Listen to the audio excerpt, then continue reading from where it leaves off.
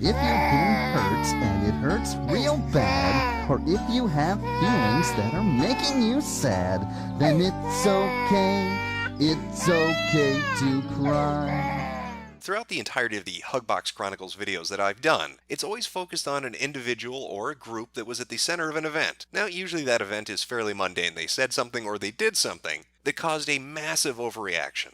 People flipped their shit. And these videos are dedicated to observing that and talking about it because it's usually very, very entertaining to watch. You get a bunch of people spurging the fuck out, and you got a good 20 minutes of entertainment out of it. But never once in any of these videos was I at the center of the Tism storm until today. Now, for those of you that don't know, I recently started a series on my YouTube channel called Deviants. It is a very kind and gentle introspective journey into the different groups and mindsets of individuals that have specific interests on DeviantArt. Well, wouldn't you know it? People flipped their shit. Now, I was up to episode number 3 of this fantastic series, but there are only 2 episodes now currently available on my channel. That is because I was at the center of a massive flagging campaign to get the 3rd one removed. Now, I'll talk about that later on, but I want to start this journey of autism, this adventure of Asperger's. I want to begin it at the beginning. And what better fucking place to begin it than with the YouTube commentary community? You know, I thought that was dead. I don't know how that zombie shambled out onto the ditch that it was put in 4 or 5 years ago, but somehow, it's still walking around.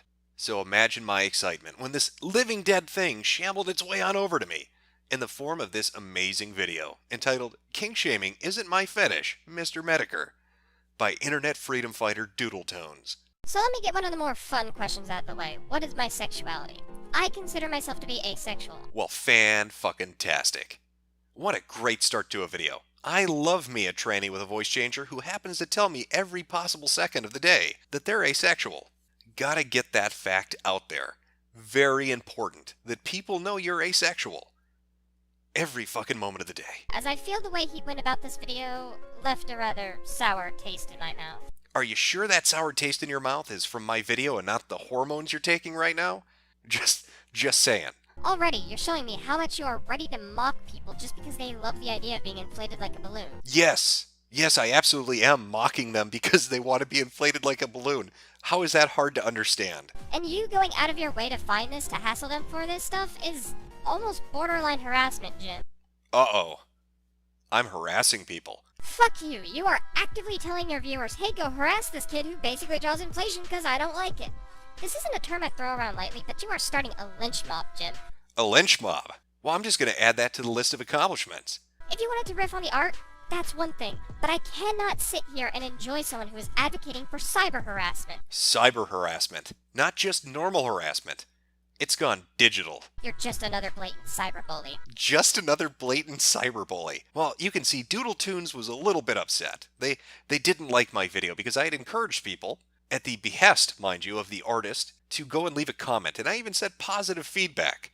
But apparently that is inciting a lynch mob in the minds of a transsexual slime girl on YouTube. Now, Doodletones, well, she had, wait, what am I doing? He had more to say about this. This video, I stand behind this.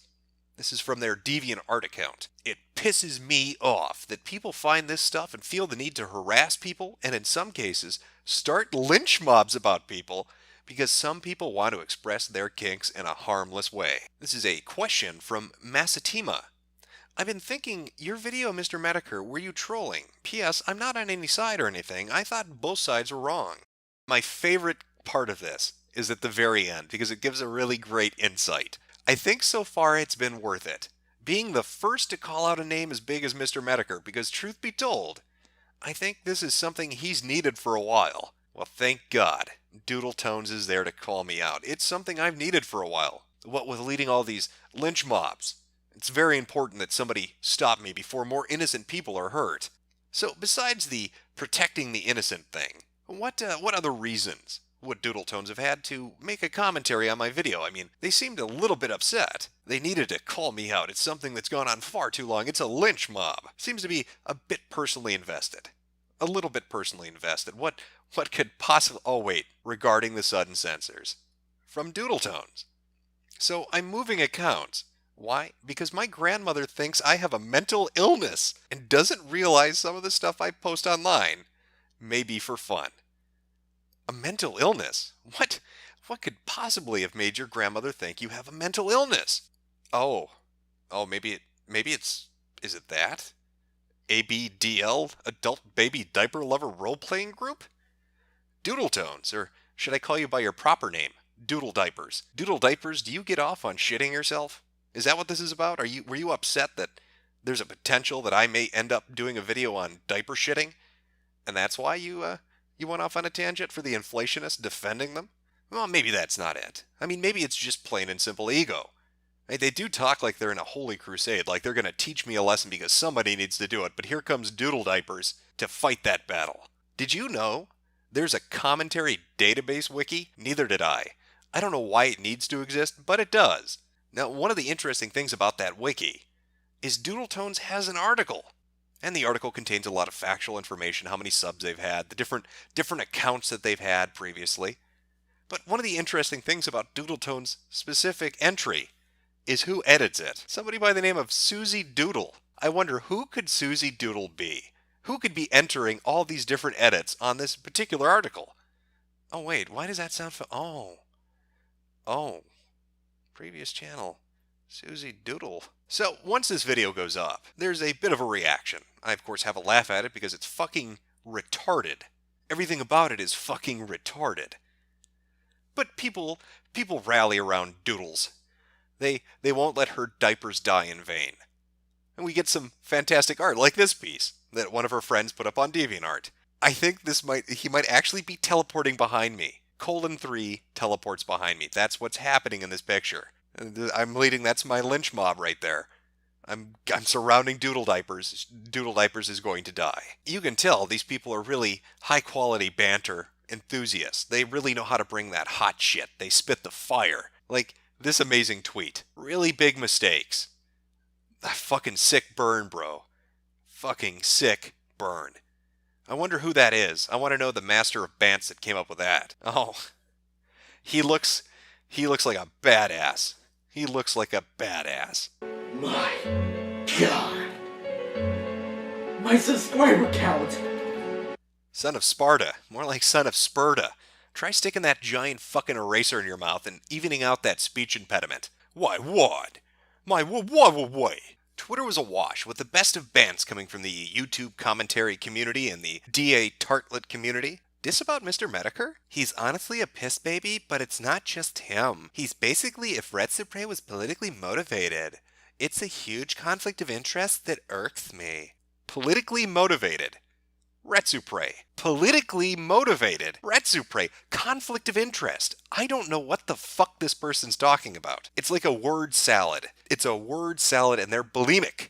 And they're just barfing up nonsense. I don't know what the fuck they're talking about. But it wasn't just Twitter. No, it was the comment section of Doodle Diapers' video itself. Now, I went there, as the nice guy that I am, and said, I've heard of this bastard. I know what you're talking about. He's a dangerous individual. And of course, they took it very well. They all took it very well, my presence on that video. But it was one comment in particular that would be the very upper edge, the very tip of a fucking autism motherlode that I was going to crack into. I found the vein that goes deep. And that vein is for no good reason. Hi there, kiddo.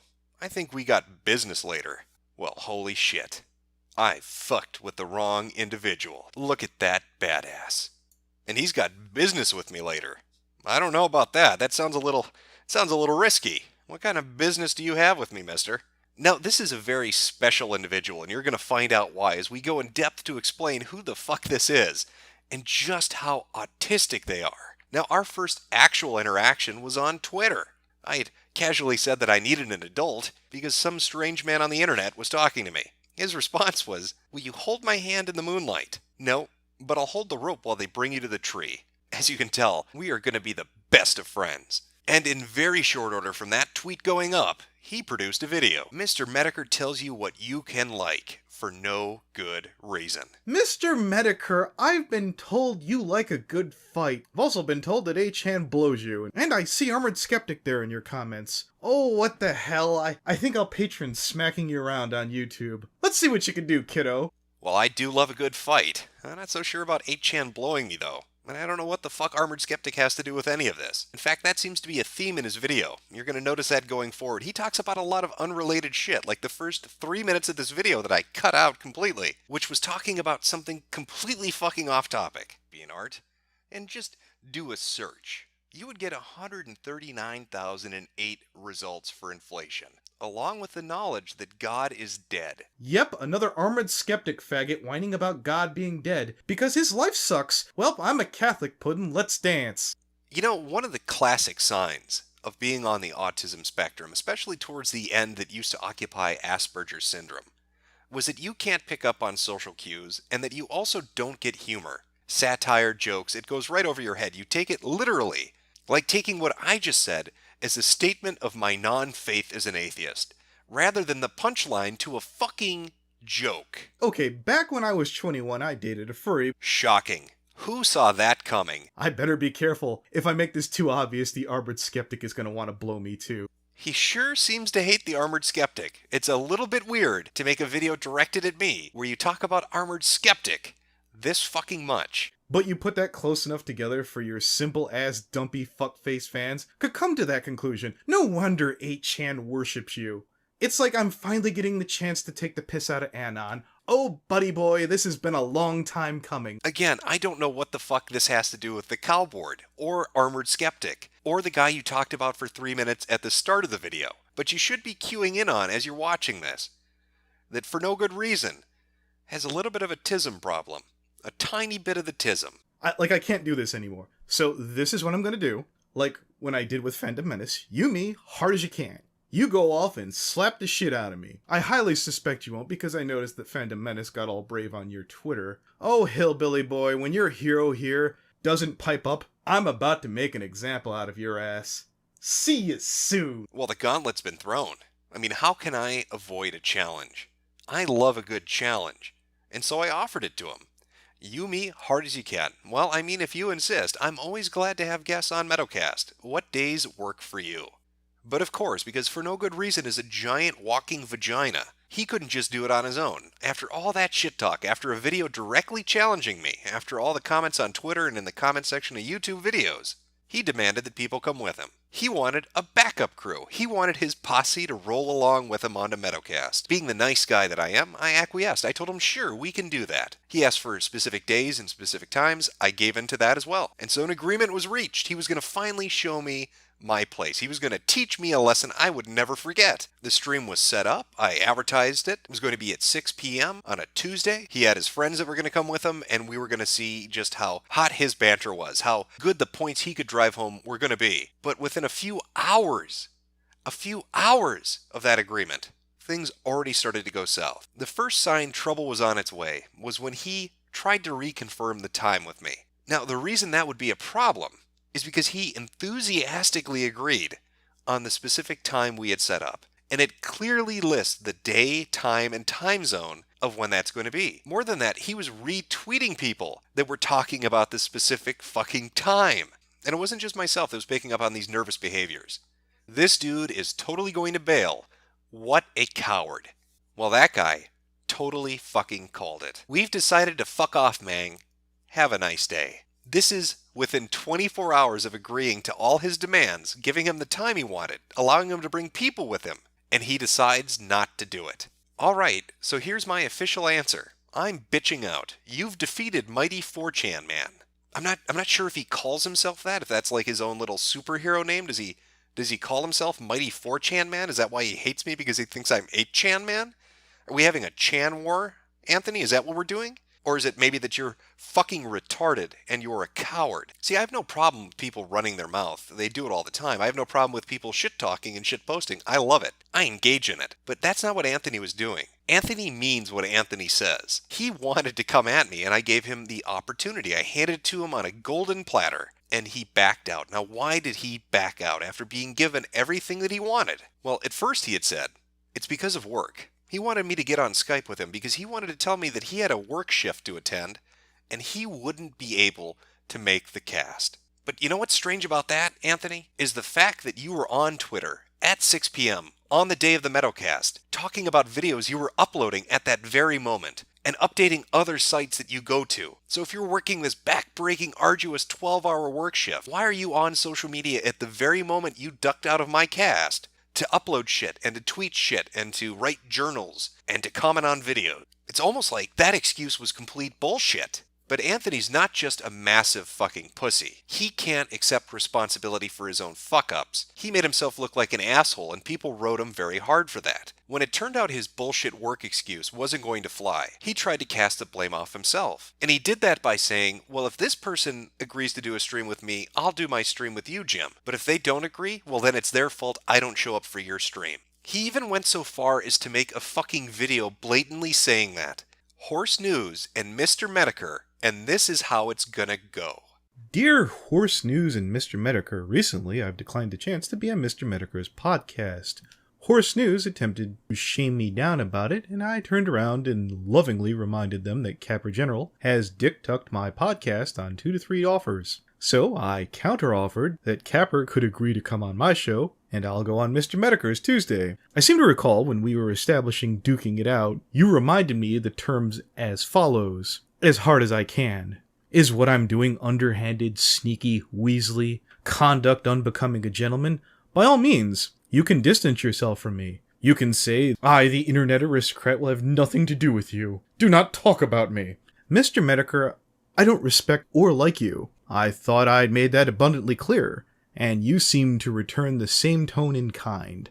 I'm not holding to you because you fight feminism or 8chan worships you. I'm sorry that your moral fifis have been hurt and you can go cry on Tumblr now. No, Anthony, my fifis aren't hurt. What's hurt is your credibility, your respectability, is your ability to go online and not be laughed at for being a giant fucking pussy. Your attempt at puppet mastering your way out of this falls flat. Everybody can see through it. This has jack shit to do with Horse News not going on your fucking retarded podcast. Your original excuse was you could not make the podcast because of work. Now, if that was true at all, you wouldn't be willing to come to the podcast because you'd be working. You could never honor this agreement. So this either means you were initially lying about having work in the first place, or you're lying now about being able to show up. So are you a liar, or are you just a simple coward who's looking to make somebody else look bad to avoid looking bad for ducking out on me in the first place?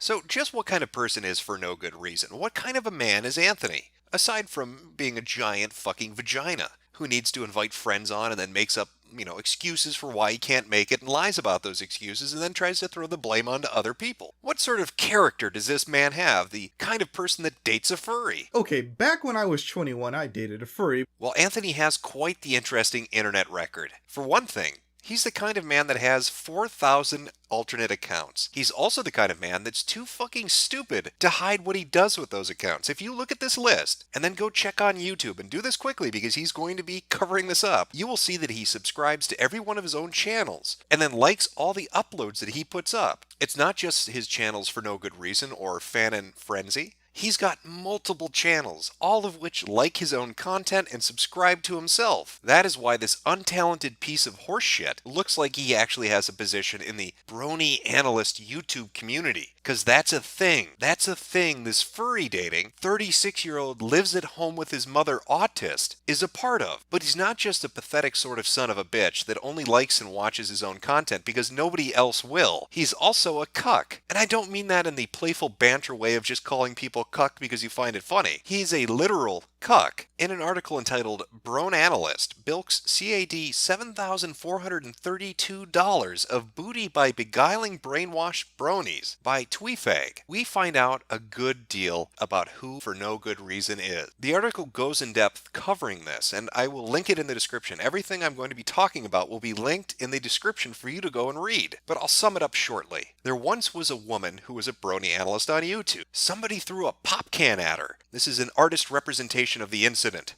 Oh my god, so traumatic. So traumatic. Look at that abuse. Well, she needed money to get out of there. I don't know if you've ever had a pop can thrown at you, but it's a fucking traumatic experience. So she began to set up GoFundMes and Indiegogo campaigns to get money to get out of that abusive Pepsi-throwing household. Only it turns out she used the money for shit not related at all to moving out. She went to conventions, she bought shit on fucking Amazon, she wasted the cash on shit not at all related to why she was gathering it. Do you know who she was dating while this was going on? For no good reason. But the story gets even better. Not only was he dating a brony scam artist, she cucked him. One of the comments in the comment section of a related article, again, it will be linked because it talks about For No Good Reason in depth, says the following. Well, since Horse News won't tell it, I will. The other guy Fallen Wish got a good fuck with at the BronyCon orgy. BronyCon orgy is no other than Toontricity 2K, the same asshole who tried to overdo the GoFundMe Jew scam Fallen Wish did by taking $1,355 from her,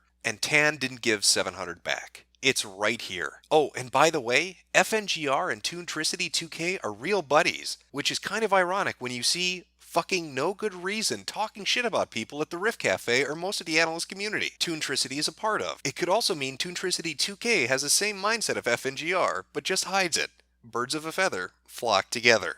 I want you to drink that in for a moment. This 36-year-old lives at home with his mother, brony analyst who dates furries, also got cucked by a woman who scammed the community he's a part of. Then she went and fucked his friend at a BronyCon orgy while he sat at home crying and raising money for her. Now you would think if somebody's that fucking dumb that they would fall for a scam like that it would never ever happen again. You would be wrong. Welcome to Autism City. Population retardation. Please help Quillstroke and Geeky Steven King L. Journal by For No Good Reason up on his DeviantArt account. This was put up a week or so ago. I've had the opportunity to talk to Quillstroke in the past. Recently, sorry, I'm tired, internet stuff going on. Her computer was completely destroyed by her family. The term toxic has been kicked around till it has no meaning anymore. So I'll simply say that she's worse off than anyone deserves, much less someone as respectful and enduring to be around. There's a link to the GoFundMe. Now I know a lot of these are going around, and there are certain people that do use these things for less than earnest ends. You can trust Quillstroke isn't going to go out and buy a 3DS with his money or drop $200 on fan service. Not name-dropping anyone. You want a ringing endorsement?